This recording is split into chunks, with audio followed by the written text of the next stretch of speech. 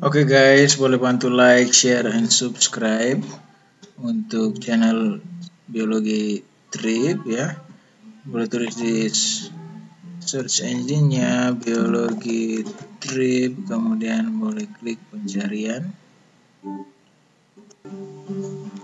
Oke guys, kalau sudah keluar tampilan seperti ini di gambar, ada video-video saya, kemudian boleh klik subscribe. Oke, setelah itu boleh juga kalian nikmati video-video yang sudah saya buat. Ya, boleh diklik, kemudian klik like. Ya, boleh berikan komen dan jangan lupa untuk tanda loncengnya ya. Video-video yang sudah saya buat. Thank you. Oke, selamat pagi guys. Kembali lagi dengan Kak Petra dalam pelajaran biologi. Hari ini Kak Petra akan menjelaskan tentang sel, struktur, and function. Artinya struktur dan fungsi sel. Nah, struktur dan fungsi sel ini Kak Petra akan menjelaskan kurang lebih sebelum kita masuk ke bagian organel dari sel tersebut. Ya, kalau kita tahu semua ya, sel ini adalah unit terkecil dari makhluk hidup. Ya, sel ini merupakan bagian yang mengontrol setiap aktivitas dari makhluk hidup secara struktural dan fungsional. Jadi di dalam sel itu terdapat yang namanya organel sel. Organel itu adalah organ-organ yang kecil-kecil ya, yang punya fungsi yang unik-unik. Nah, nanti adik-adik semua akan mempelajari tentang bagian organel sel tersebut ya, yang sudah Kak Petra gambarkan ya. Kurang lebih ini adalah gambar dari satu sel secara umum ya. Jadi sel itu ada sel hewan dan sel tumbuhan, tapi ini Kak Petra akan gambarkan secara umum yang bisa dimiliki oleh dua-duanya ya, satu saja, tidak bagi menjadi dua perbedaan ya. Nah, sebelum itu Kak Petra akan menjelaskan dulu tentang prokariotik dan eukariotik. Jadi sel itu sebenarnya sudah dibagi dari dua bagian yang sebelumnya, yaitu prokariotik dan eukariotik. Prokariotik ini adalah sel yang tidak memiliki membran inti sel. Tidak memiliki membran inti sel artinya dia tidak memiliki membran inti sel atau tidak memiliki membran nukleus, yang berarti ya dia tidak mempunyai tempat untuk menjaga DNA ya. Kemudian ada juga eukariotik. Eukariotik ini sudah merupakan sel yang kompleks, yang dimana sudah memiliki membran inti sel ya, mempunyai organel-organel yang lebih kompleks daripada prokariotik, sehingga membran inti ini dapat menjaga DNA atau menjaga DNA yang terdapat di dalam sel tersebut. Sudah ya. Nah, kita mulai dari bagian organel sel ya. Kita mulai dari nukleus. Nah, nukleus ini ya. Nukleus terdapat DNA atau kromosom kromatin ya, yang dapat mengkodekan sifat dari manusia. Dia juga berfungsi untuk mengontrol satu sel ya. Nukleus ini berfungsi untuk mengontrol satu sel ya, satu sel hidup ya. Kemudian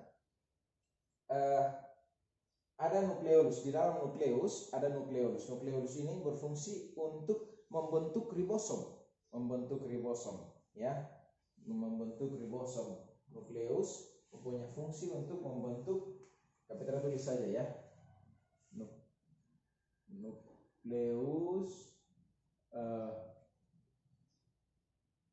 mengatur fungsi sel. Nukleolus membentuk ribosom.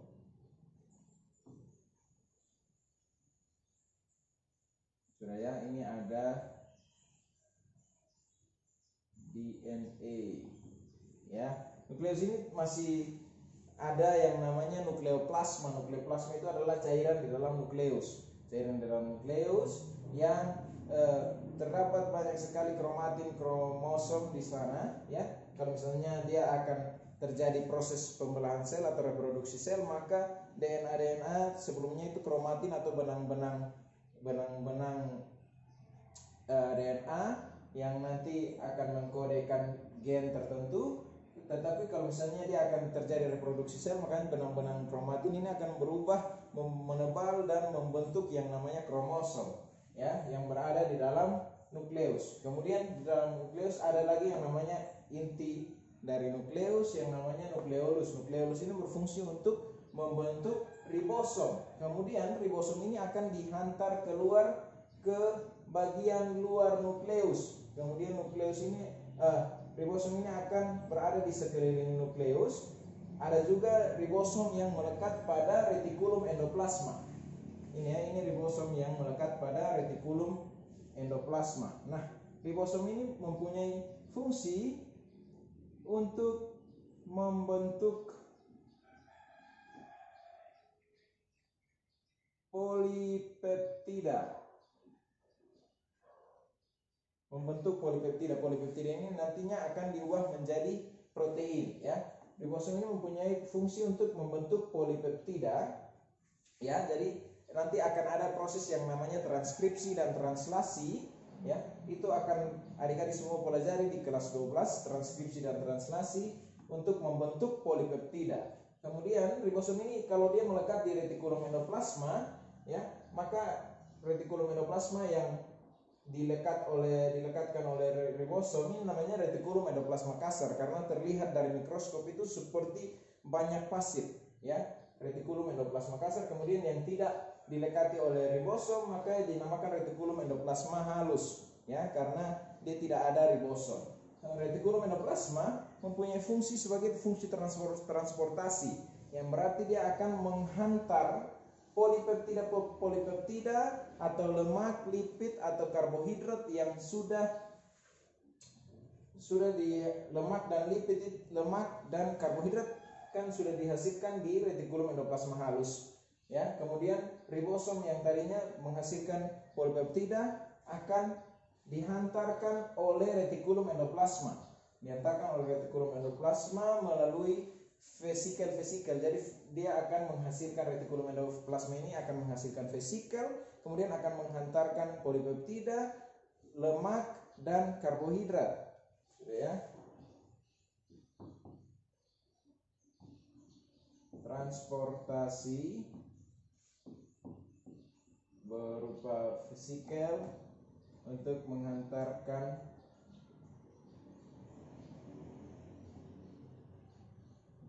polipeptida, lipid, karbohidrat, ya.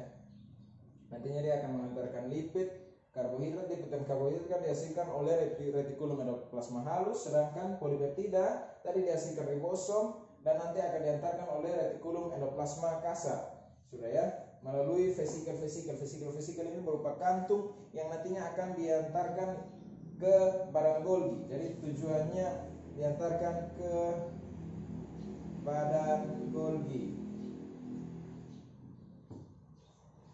ya. Lanjut kita ke badan Golgi. Nah, sampai di badan Golgi ini akan terjadi proses yang namanya modifikasi polipeptida, ya, modifikasi polipeptida. Dan nanti polipeptida tadi itu akan dilipat sedemikian rupa sehingga membentuk yang namanya satu protein.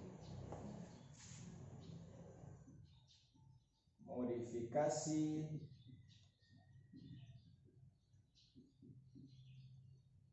polipeptida menjadi protein. Nah, kalau misalnya sudah terjadi yang namanya modifikasi polipeptida menjadi protein, kemudian protein itu akan berpasangan dengan karbohidrat atau dengan lipid, sehingga protein yang sudah berpasangan ini dapat difungsikan ke dalam sel. Jadi sel itu akan bisa menggunakan protein yang sudah dimodifikasi dengan adanya pelekatan karbohidrat atau pelekatan lipid, sudah, ya.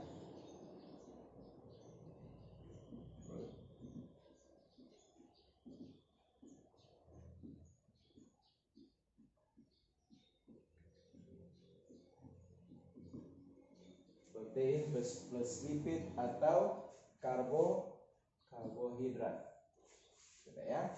Ya, kemudian kalau misalnya badan Golgi sudah selesai memodifikasi protein, maka protein-protein yang sudah difungsikan itu akan dihantar ke seluruh bagian sel yang membutuhkan protein. Kan protein fungsinya adalah membentuk kembali sel atau memperbaiki sel, bentukan sel, ya.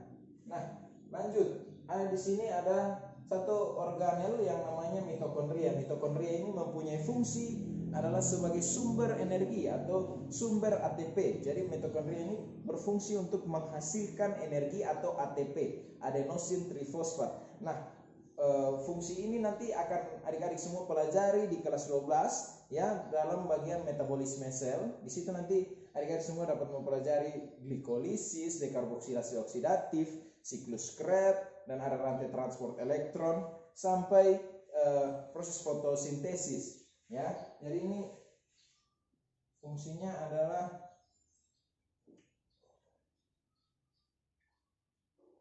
menghasilkan ATP atau adenosin trifosfat, atau bahasa sehari-harinya adalah energi bagi sel. Energi bagi sel. Kemudian ada juga yang namanya kloroplas. Kloroplas ini adalah organel yang sebenarnya dia hanya dimiliki oleh sel tumbuhan. Sel tumbuhan, organel ini berwarna hijau karena memiliki pigmen warna hijau. Pigmen warna hijau yaitu namanya klorofil. Ya, organel ini berfungsi karena dia cuma ada di tumbuhan, dia bisa menghasilkan makanannya sendiri. Bisa menghasilkan makanan sendiri lewat proses fotosintesis. Proses fotosintesis yang nanti adik-adik semua akan pelajari di kelas 12 itu reaksi terang dan reaksi gelap. Ya. Melakukan proses fotosintesis. Ya. Reaksi terang, reaksi gelap. Ya.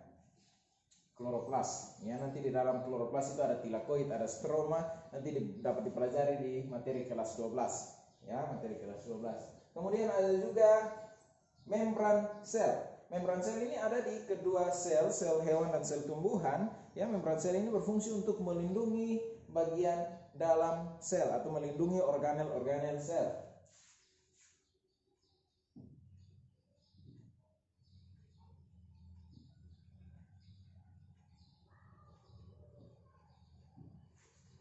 Melindungi organel-organel sel.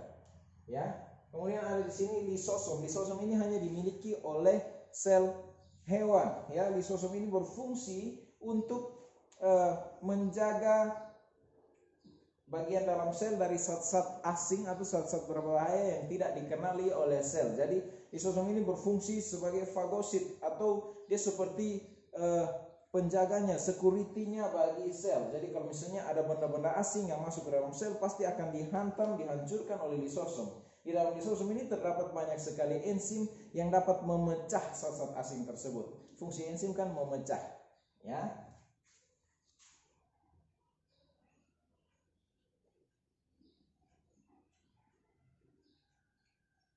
Menghancurkan zat asing.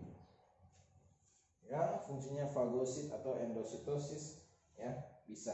Ya, kemudian ada di sini Kak Petra gambarkan vakuola. Vakuola ini adalah tempat penyimpanan zat-zat tertentu, bisa makanan, bisa nutrien, bisa air, ya, bagi sel sendiri, ya. Jadi vakuola ini kalau pada sel tumbuhan itu memiliki vakuola makanan yang besar karena dia bisa menyimpan banyak sekali makanan, karena sel tumbuhan dapat menghasilkan makanannya sendiri. Sudah, ya.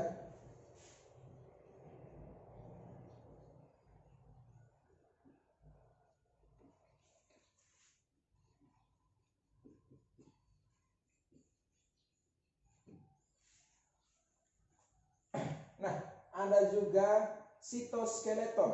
Sitoskeleton ini berupa tulang-tulang atau bagian-bagian yang membentuk kerangka dari sel, Sitoskeleton di dalamnya terdapat mikrofilamen dan mikrotubulus, ya, mikrofilamen dan mikrotubulus yang membentuk otot-otot dari sel tersebut, sehingga sel itu mempunyai bentuk yang khusus dan masing-masingnya, lebih spesifiknya.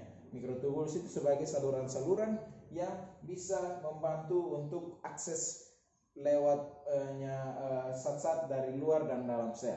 Seperti itu. Itu sitoskeleton. Terdapat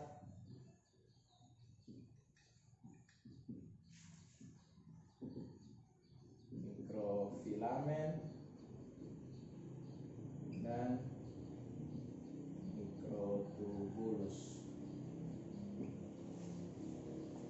Ya, terdapat mikrofilamen dan mikrotubulus. Kemudian ada lagi sitoplasma. Sitoplasma ini terdapat di sel hewan dan sel tumbuhan. Sitoplasma ini berupa cairan sel yang bisa untuk membuat organel-organel ini tidak kaku. Karena adanya cairan, berarti organel-organel akan bergerak secara bebas tanpa adanya tabrakan kaku dan merusak organel-organel lain. Ya, ini berupa cairan sel sitoplasma. Ya, sitoplasma pun terdapat organel-organel sebenarnya, ya, kalau artinya. Nah, kemudian ada juga dinding sel. Dinding sel ini berfungsi untuk menjaga bagian luar dari sel. Dinding sel ini hanya ada di sel tumbuhan. Jadi dinding sel ini berfungsi untuk menjaga bagian luar dari sel. Dia sifatnya itu kaku. Jadi sulit sekali untuk dilewati zat-zat sembarangan yang masuk. Ya, jadi bentuknya itu padat, sel-selnya pun rapat, ya, dinding sel.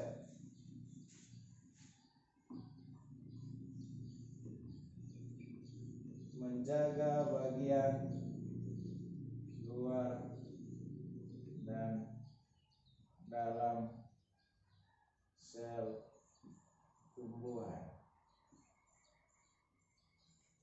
Ya.